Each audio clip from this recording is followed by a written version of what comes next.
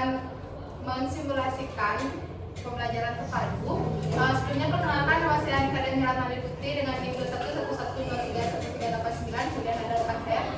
Perkenalkan, nama saya Putri Asmini dengan NIM 21111311. Oke, langsung saja ke simulasi.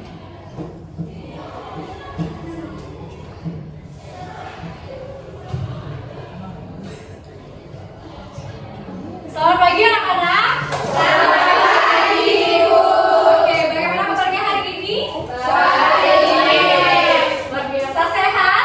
Sehat. Ibu harap semuanya dalam keadaan sehat ya, sehingga nanti anak-anak bisa mengikuti pembelajaran dengan baik. Nah, sebelum kita mulai kegiatan belajar hari ini, mari kita berdoa. Ketua kelas silakan pimpin doanya. Eka, silakan. Berdiri. Mari teman-teman, sebelum memulai pembelajaran kita berdoa. Berdoa mulai. Berdoa selesai. Oke, tetap berdiri ya anak-anak, karena kita akan menyanyikan sebuah lagu kebangsaan sebagai salah satu bentuk rasa cinta tanah air kita. Lagu Indonesia Raya semuanya hafal kan? Hafal. Jangan sampai ada yang nggak hafal ya, nanti nyanyi sendiri.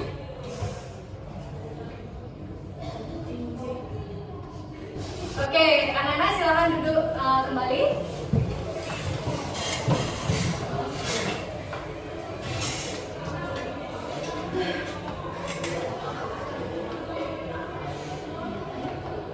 Oke. Sebelumnya, apakah semuanya hadir hari ini? Hadir. Wah, luar biasa sekali ya, rajin-rajin kelas ini ya. Ya, Bu. Oke. Oke, anak-anak, coba perhatikan gambar di depan. Gambar apa di depan? Pelangi. Jadi, pasti anak-anak pernah melihat pelangi kan? Pernah. Oke. Kapan biasanya anak-anak melihat pelangi? Ada matahari, langsung ada pembiasan. Iya. Fitri apa? Pintar banget Fitri loh. Ya Fitri silakan. Setelah hujan ada sinar matahari, kemudian ada pembiasan dan kebetulan ke pelangi. Iya. Benar sekali apa yang dijawab sama Fitri tadi. Itu menunjukkan Fitri itu sudah membaca bukunya di rumah. Ya.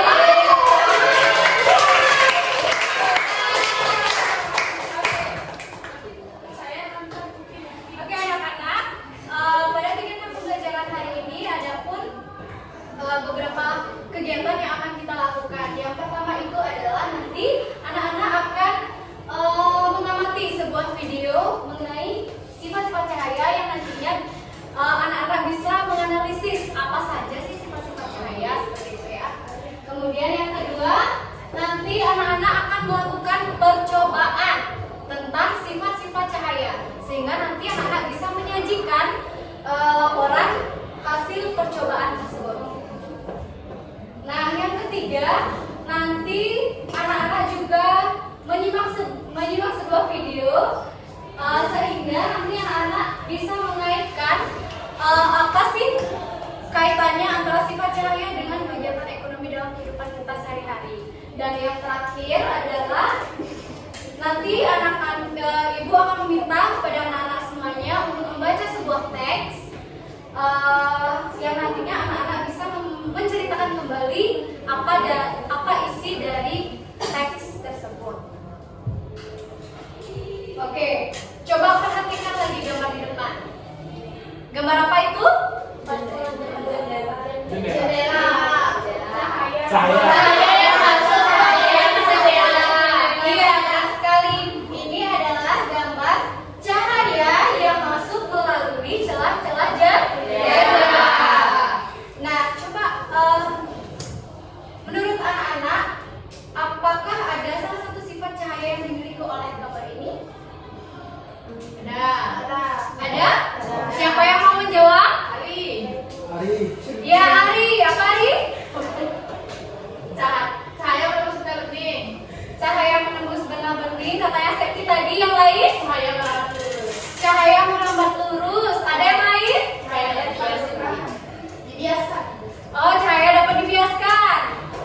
jadi ada 3 jawaban ya. Cahaya menamat lurus, cahaya dibiaskan, kemudian lagi satu cahaya menembus benda bening. Oke, untuk membuktikan apakah yang mana sih sebenarnya yang benar gitu ya dari gambar ini, mari kita silakan anak-anak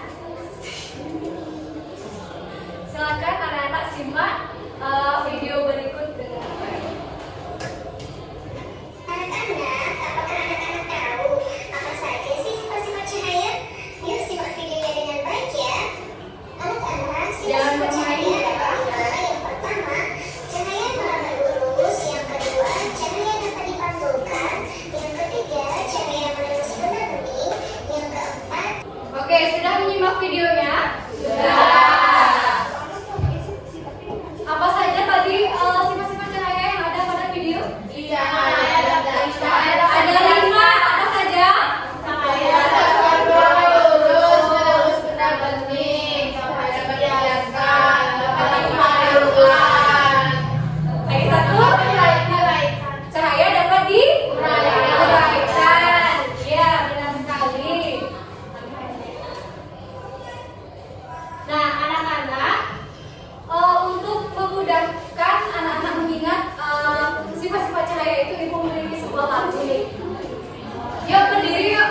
Yuk berdiri sebagai anak. Kita bernyanyi menggunakan nada lagu beta. Terus benda bening.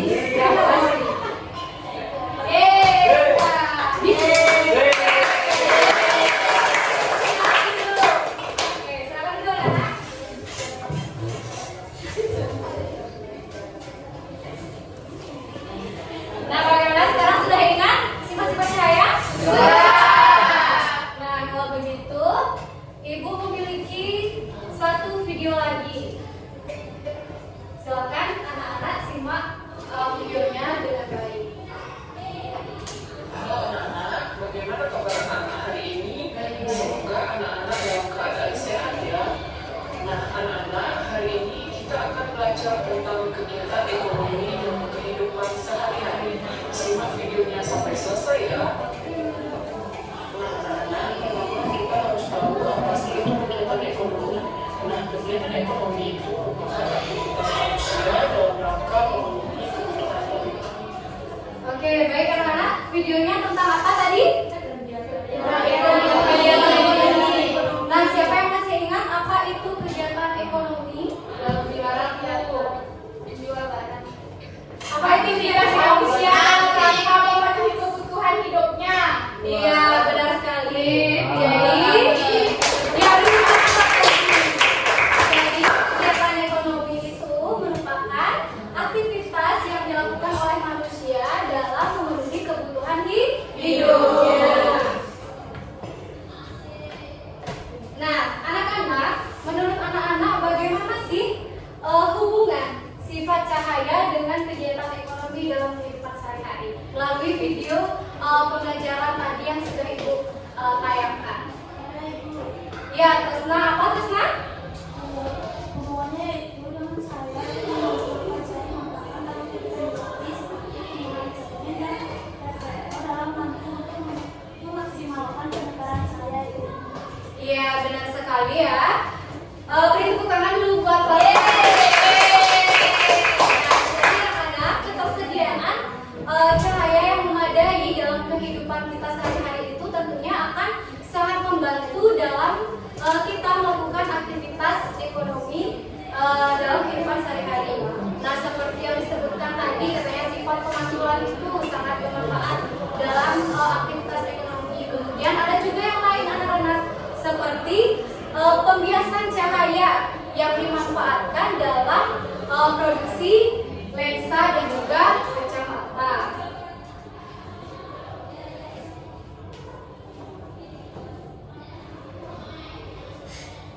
Oke, ini katanya sudah ngantuk ya anak-anak ya? Iya, ya ngantuk katanya. Kalau begitu mari kita melakukan sedikit peregangan. Berdiri yuk. Ayo semua berdiri. Oke, di sini ibu memiliki satu tepuk namanya tepuk merotot. Silakan diikuti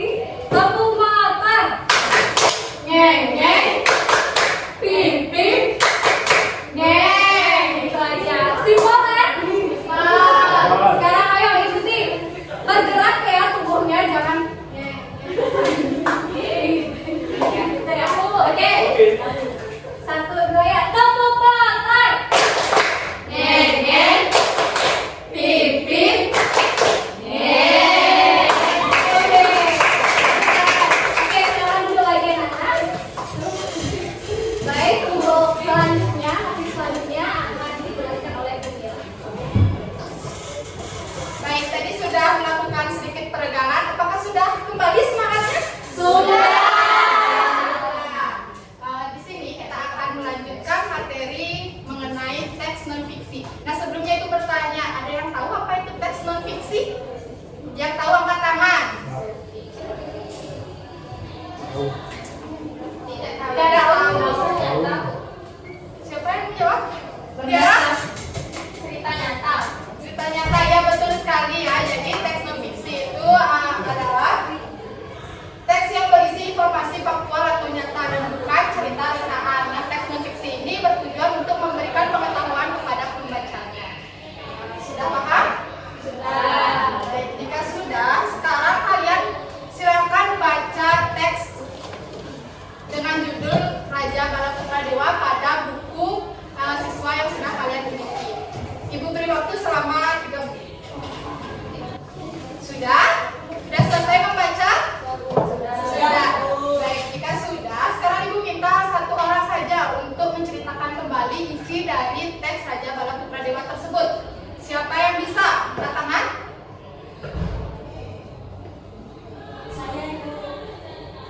Trianti, silakan.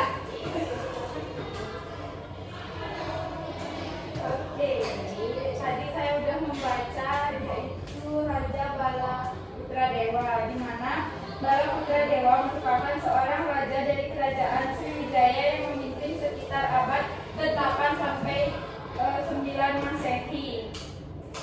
Kisah Raja Balaputra Dewa dalam memimpin Sriwijaya tercatat dalam tulisan seorang ziarah Buddha asal Cina yaitu Ai Xing. Itu ada, Bu. Baik, betul sekali apa yang disampaikan oleh Trianti. Kita langsung dulu untuk Trianti. Nah, sekarang Ibu bertanya, mengapa teks tersebut dikatakan teks non fiksi? Ada yang bisa menjawab? Desi, silakan.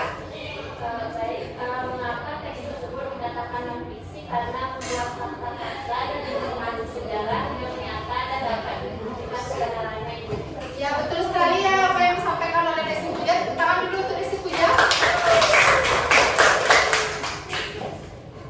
Baik, untuk memperdalam pengetahuan kalian mengenai ciri-ciri teks non fiksi, di sini Ibu sudah mempunyai video pembelajaran. Silakan kalian simak dengan baik videonya, jangan ada yang bercanda ya. Iya, Ibu. Iya, Ibu.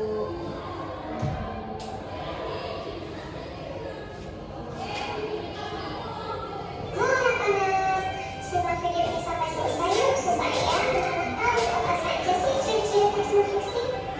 Nah, sebelumnya mari kita ingat kembali bahwa teks non fiksi itu merupakan sebuah tulisan yang bersifat informatif dan penulisnya mempunyai tanggung jawab atas kebenaran atas informasi tersebut.